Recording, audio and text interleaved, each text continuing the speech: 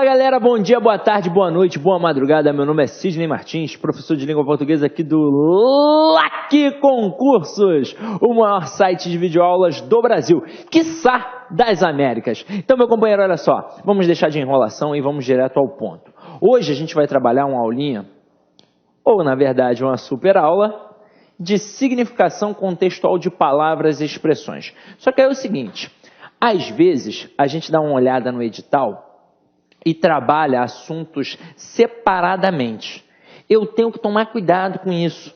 Eu tenho que entender que na língua portuguesa, apesar de aparecerem termos isolados no edital, eu tenho, na verdade, tudo interligado. Então, para eu conseguir realmente fazer uma análise textual, eu antes tenho que conseguir fazer uma análise gramatical. E muitos dos assuntos que ali estão separadamente, eles trabalham em processos conjuntos. Só para citar como exemplo, a nossa própria aula hoje, ela é trabalhada em cima do processo semântico. Isso é semântica.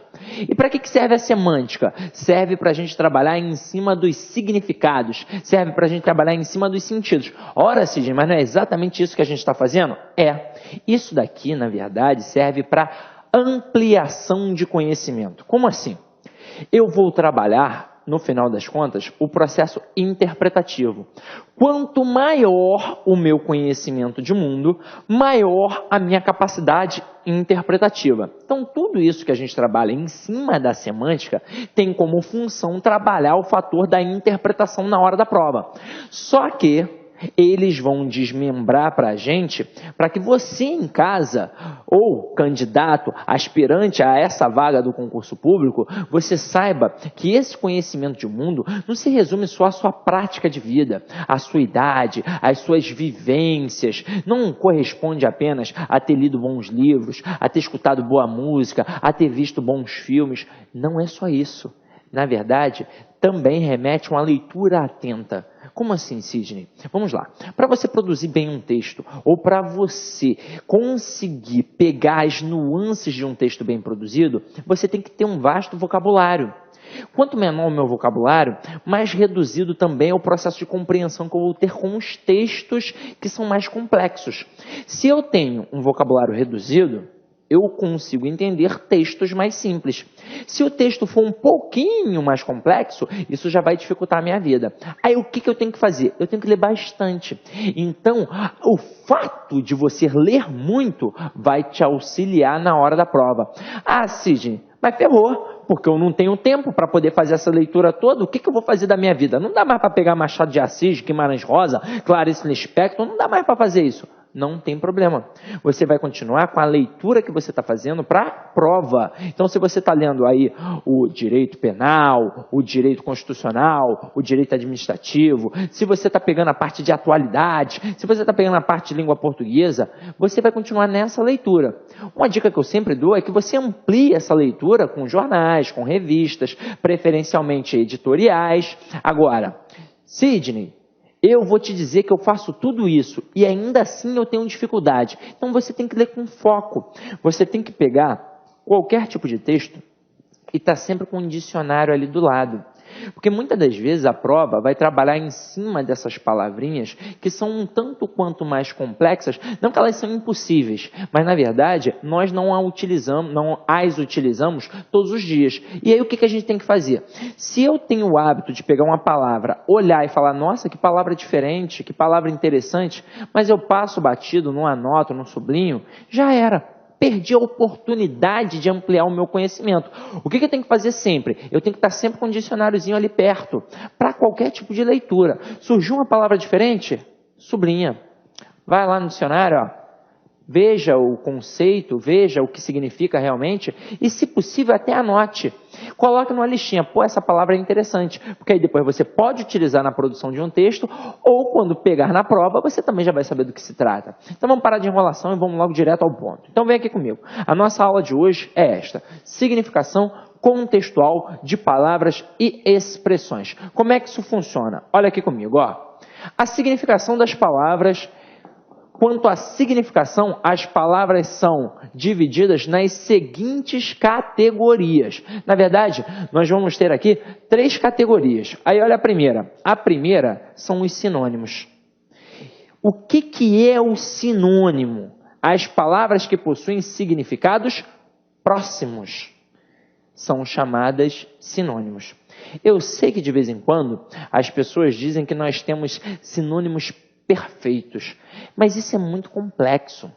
Não há por que eu pensar, na verdade, que eu tenha um sinônimo perfeito. Porque se fosse o caso, não teria por que eu ter duas palavras significando a mesma coisa. Na verdade, o que eu tenho sempre é uma aproximação de significado. Então, olha aqui os exemplos que eu tenho. Eu tenho casa, eu tenho lar, eu tenho moradia, eu tenho residência. Para que serve, então, entender esse processo sinônimo aqui? Imagina na hora que você está produzindo um texto, uma redação. E hoje em dia, produção textual é importante na hora de prestar um concurso. Aí você começa a escrever. E aí você começa a perceber que tem várias palavras repetidas. Agora mesmo, eu falei o aí 2 vezes. Se para evitar a repetição, eu me valesse de um processo adequado de sinônimo. Num contexto como esse, eu falaria, então você faz isso. Estão entendendo o processo? Então, beleza. Estou escrevendo e coloquei a palavra casa várias vezes. O que eu vou começar a demonstrar na escrita? Pobreza de vocabulário. Porque isso é importante na escrita. Na hora da fala, a fala é tranquila, é algo que vai em constante metamorfose. Então, se eu repito várias vezes o mesmo termo, é capaz até de as pessoas não estranharem. Ou então, encarar como ênfase. Agora, na escrita, se eu ficar repetindo várias vezes o mesmo termo, eu estou demonstrando pobreza de vocabulário. E aí eu vou evitar essa repetição como? Através da coesão textual, que normalmente é feita através dos pronomes de referências, pode ser feita através de elipse, da omissão dos termos, ou então de processos sinônimos. Não quero repetir a palavra casa? Escrevo lar. Não quero mais escrever lar ou casa? Escrevo moradia. Não quero mais escrever moradia? Escrevo residência. Isso, se você quiser trabalhar em cima do texto, por exemplo, não tem uma prova, não tem questões, quero simplesmente entender como é que funciona aquele texto. Uma dica é exatamente esta, você ir marcando todas as palavras sinônimas. Uma dica é marcar todos os sinônimos que há naquele texto. Todos os sinônimos. Se aparecer algum termo antônimo, marco também. Se aparecerem hiperônimos, marco também. Porque o que é o hiperônimo? A gente já viu em outra aula.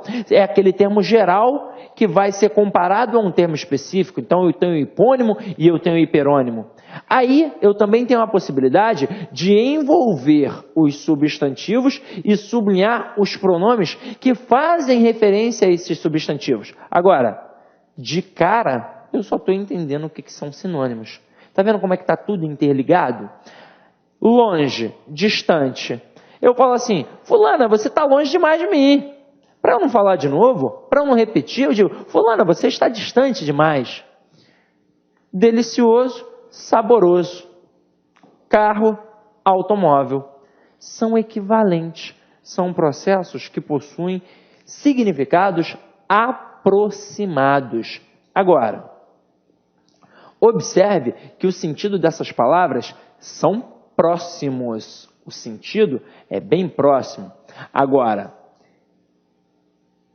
os sentidos, né? Aqui ficou ruim. Na verdade, observe que os sentidos, teve um errinho de digitação, tá? Os sentidos dessas palavras são bem próximos, mas não são exatamente equivalentes. Dificilmente encontraremos um sinônimo perfeito, uma palavra que significa exatamente a mesma coisa que a outra. Afinal de contas, para que a gente vai ter palavras diferentes? Nós temos as aproximações. Agora, Sidney, isso cabe como sinônimo perfeito. Beleza, serve para dizer a mesma coisa, mas não é a mesma palavra. Estão entendendo aonde eu quero chegar? Olha aí, continuando. Há uma pequena diferença de significado entre palavras sinônimas. Veja que, embora casa e lar sejam sinônimos, e muita gente falaria que isso é um sinônimo perfeito, afinal de contas, serve para falar da mesma coisa. Se eu estou diante da minha casa. Eu posso falar para um amigo, ó, aqui é a minha casa. Ou então posso falar, ó, aqui é o meu lar. Mas, continua olhando aqui. Ficaria estranho se falássemos a seguinte frase: comprei um novo lar. Fica ou não fica estranho? Aqui não fica adequada a palavra lar, ficaria adequada a palavra casa. Comprei uma nova casa. Isso é para vocês perceberem que, apesar de termos palavras simplesmente bem próximas, ainda assim vai depender do contexto, vai depender da frase a qual eu estou empregando esta palavra. E aí eu vou, na verdade, sempre trabalhar com a melhor escolha. Opa, ficou estranho? Então vamos substituir. É para isso que existem os sinônimos, para que eu possa lançar mão deles para poder melhorar o texto. Olha a observação importante. O uso de palavras sinônimas pode ser de grande utilidade nos processos de retomada Inicialmente, eu peço licença, pois interrompi seus estudos, mas essa videoaula é uma videoaula demonstrativa do site Lá Concursos. Nós aqui da Lá Concursos preparamos um curso completaço, ponto a ponto do edital, para atender o certame da PM de São Paulo de 2023, 2.700 vagas. Papo reto contigo, se você estudar pelo nosso material, eu tenho certeza absoluta que você vai conseguir adquirir o conhecimento necessário e suficiente para ser aprovado nesse concurso. Não é papo de vendedor. Professor, qual que é o valor do investimento? Apenas 10 parcelinhas aí de R$20, ou seja, qualquer um tem acesso a esse investimento e pode estudar com excelência, com qualidade aqui na Lá Concurso. Eu sou o professor Lac, especialista em concurso público, concurseiro profissional. Eu faço disso a minha vida. Somente ano passado fui aprovado em 11 concursos públicos e eu estou aqui para te ajudar nessa caminhada. Nós aqui da Lá Concurso, nós temos duas opções. Tem essa opção EAD, que são videoaulas gravadas em estúdio profissional, e nós temos também a opção presencial com transmissão ao vivo. É isso mesmo. Quer saber maiores informações? Clique aqui embaixo, converse com nossos atendentes, que nós estamos prontos para te atender. Valeu! Tchau, tchau!